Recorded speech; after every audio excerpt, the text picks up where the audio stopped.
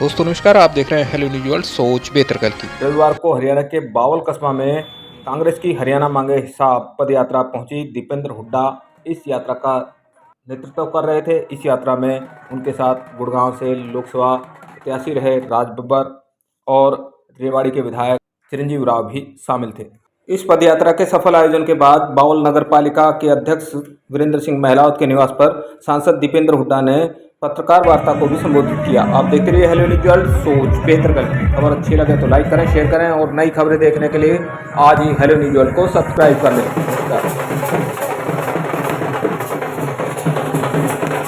सब भाइयों से निवेदन है, और जैसे भाई साहब आएंगे व्यवस्था बना के रखे और शांति प्रिय शहर में से चलेंगे। धन्यवाद।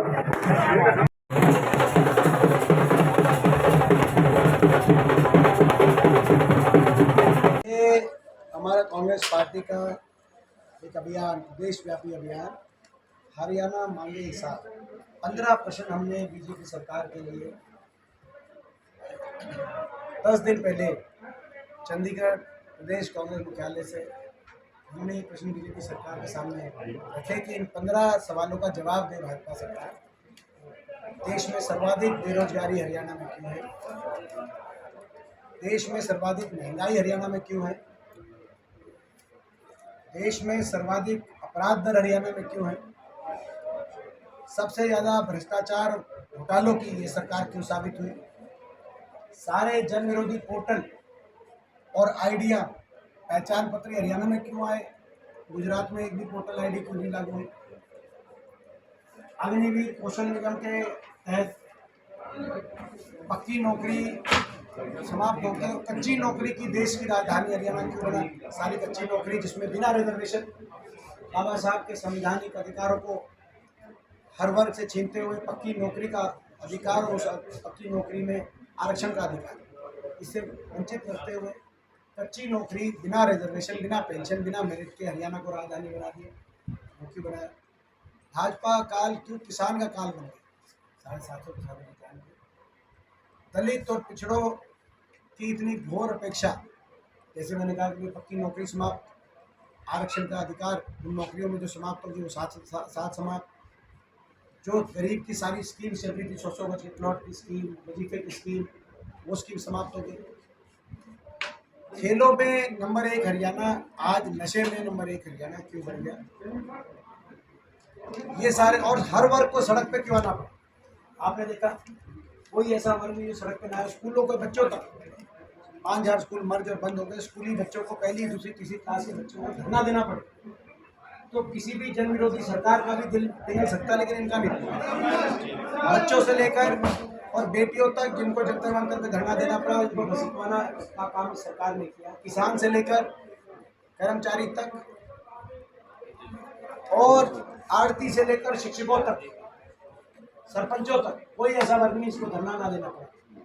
तो ये सरकार, और इस सरकार ने हरियाणा को विकास की पटरी से उतारने का काम क्यों किया? उदाहरण मैंने आपको बताया कि हमारे समय 81 किलोमीटर मेट्रो लाइन हरियाणा के 4 शहर को जोड़ते हुए निर्माण किया गया था, गुड़गांव, फरीदाबाद, बल्लभगढ़, भागलगढ़। इस सरकार में एक खंबा भी मेट्रो का आगे क्यों नहीं? एक खंबा, हम नहीं कहते 1 किलोमीटर, हम नहीं कहते 1 इंच, एक खंबा। 10 साल में ये मेट्रो जो नोएडा से ग्रेटर नोएडा पहुंच गई, 10 साल में ये MRTS rapid metro, rapid rail transit system, जो गाजियाबाद से मेरठ पहुंच गया, जो अभी तक आज आ जाना चाहिए था, मानेसर होते हुए बावल आ जाना चाहिए था। IMT इसी रूपरेखा से IMT कांग्रेस की सरकार में हुड्डा साहब ने IMT यहाँ पे स्थापित कराने का काम किया था। ये मेट्रो का एक खंबा भी ये उदाहरण है, विकास की पटरी से उतर गया है। तो ये हमारे सवाल है, आपके माध्यम से सवालों को हम लोगों के बीच में लेके जा रहे हैं। ये अभियान है, डोर टू डोर अभियान है। मैं पदयात्रा के माध्यम से हर विधानसभा में इस अभियान को आगे बढ़ा रहा हूँ। मैं समझता हूँ कि ये बहुत ही जो ये सरकार है वो कुछ काम तो करती नहीं, केवल असली मुद्दों से ध्यान भटकाने के लिए इस तरह के मुद्दों को लेके आती है। इस देश में मैं समझता हूँ इस तरह की नीतियाँ इस देश के लोग स्वीकार नहीं।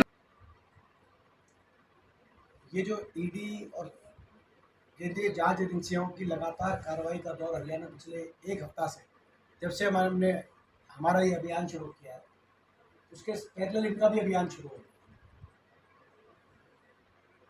उसके पैरेलल इन्होंने अपना अभियान शुरू कर दिया है और विपक्ष के नेताओं को निशाने पर लिया जा रहा है, कांग्रेस के नेताओं को निशाने पर लिया जा रहा है। तीन विधायक 3 विधायक आपने देखा कांग्रेस पार्टी के।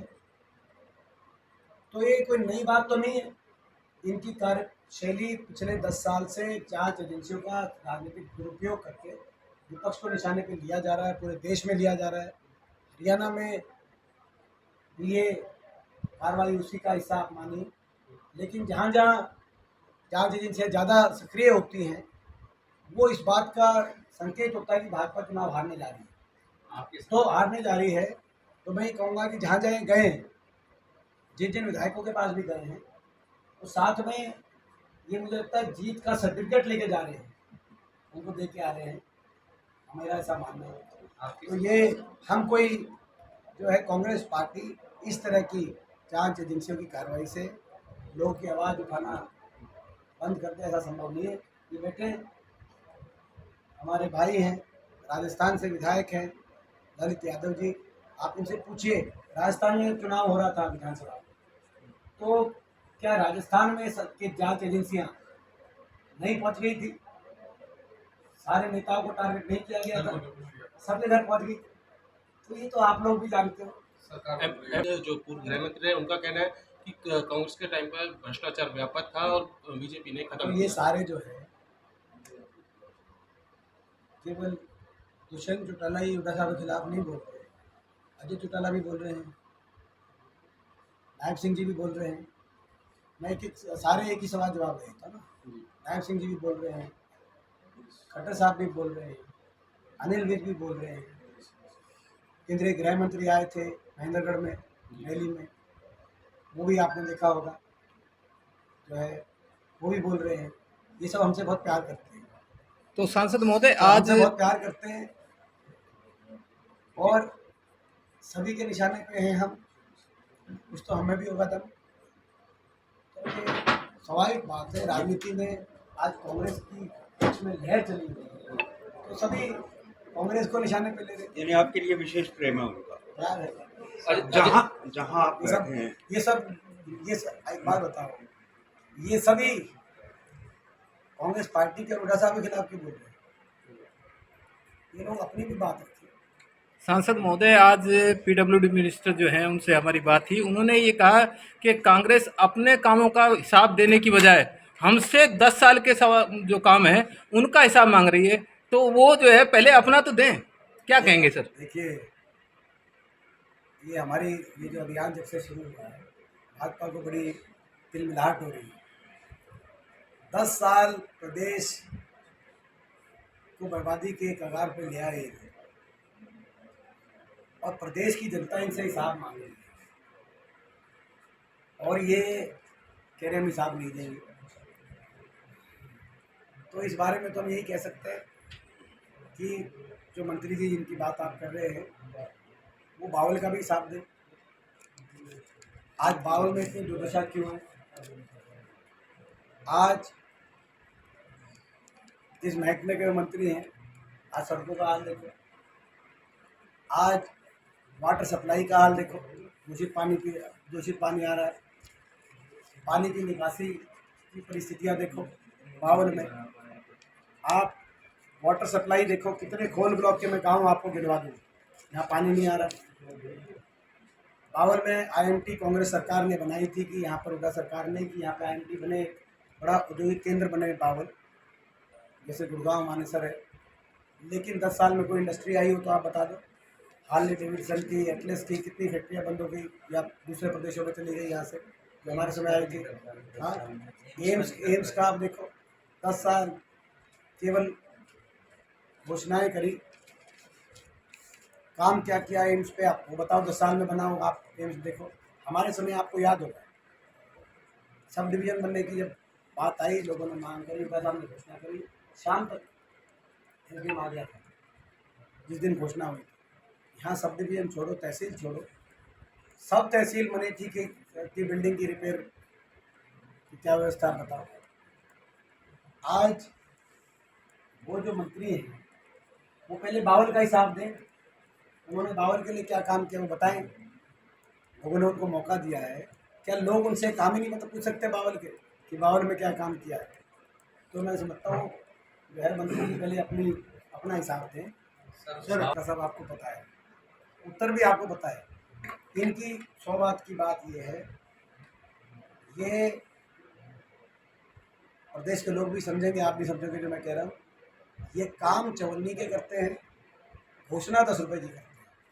सर अगर सरकार को बीजेपी की आप इस बात को गहराई से लेना जो मैं कह रहा हूँ, काम ये चवन्नी के करते हैं और ये घोषणाएं 10 रुपए की करनी है। ये बीजेपी की एक कार्यशैली का हिस्सा बन गया है। अभी भी आप देखेंगे घोषणाएं कर रहे हैं।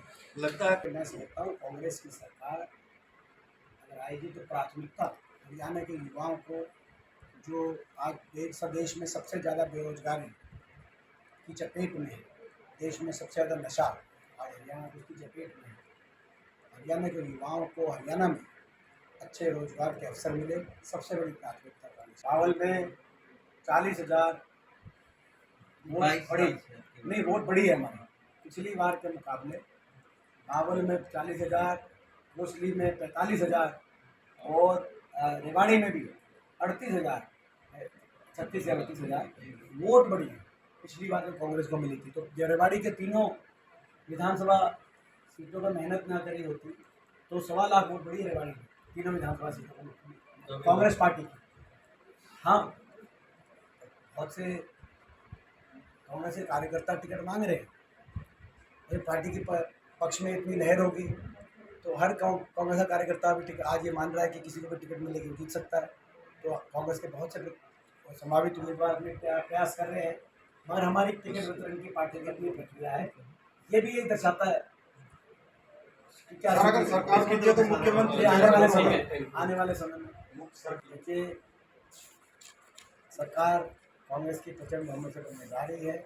हमारी पार्टी की अपनी प्रक्रिया होती है, उस प्रक्रिया के अनुसार आने बाकी के फैसले लिए जाते हैं। आज हरियाणा में चौधरी भूपेंद्र सिंह हुड्डा जी के नेतृत्व में हमारे नेता विपक्ष हैं, चौधरी उदयभान जी की अध्यक्षता में सभी कांग्रेस के नेताओं के योगदान से और सभी कांग्रेस कार्यकर्ताओं की मेहनत से और हरियाणा की जनता के आशीर्वाद से कांग्रेस के पक्ष में और अच्छा माहौल हरियाणा में बनता जा रहा है।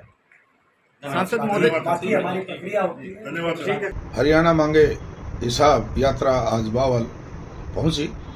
इसका नेतृत्व माननीय सांसद दीपेंद्र जी हुड्डा कर रहे थे। इनके साथ राज बब्बर जी और रेवाड़ी के विधायक चिरंजीव राव व कांग्रेस के अन्य गण्यमान्य व्यक्तियों ने भी पार्टिसिपेट इस यात्रा में किया और ये यात्रा हमारे कृषि विश्वविद्यालय से चल करके अम्बेडकर चौक पर समाप्त हुई। इस यात्रा में लोगों ने, बावल क्षेत्र के लोगों ने बढ़ चढ़ करके भाग लिया।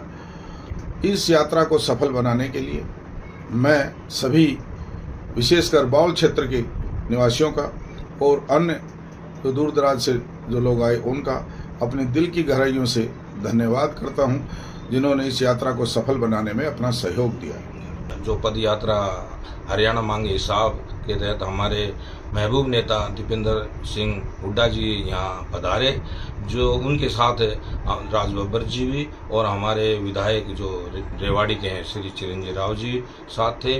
उनके साथ अन्य वरिष्ठ नेता जो कांग्रेसी थे वो आए हुए थे और इस यात्रा को इतना वैभव रूप से और इतना हजूम था कि यहाँ लोग नावड़ नहीं रहे थे। जहाँ का हमने पॉइंट बनाया, यहाँ 6 पॉइंट बने थे, उनके तहत ही चलते हर जगह उनका मान सम्मान और स्वागत इतना भव्य हुआ कि लोग वो गदगद हो गए। और उसी के तहत यहाँ छठा जो पॉइंट था हमारा डॉक्टर भीमराव अंबेडकर सेवा समिति में के तहत उन्होंने मालार्पण की और अपने संविधान को एक्सेप्ट किया जो हमने भेंट किया हुआ था।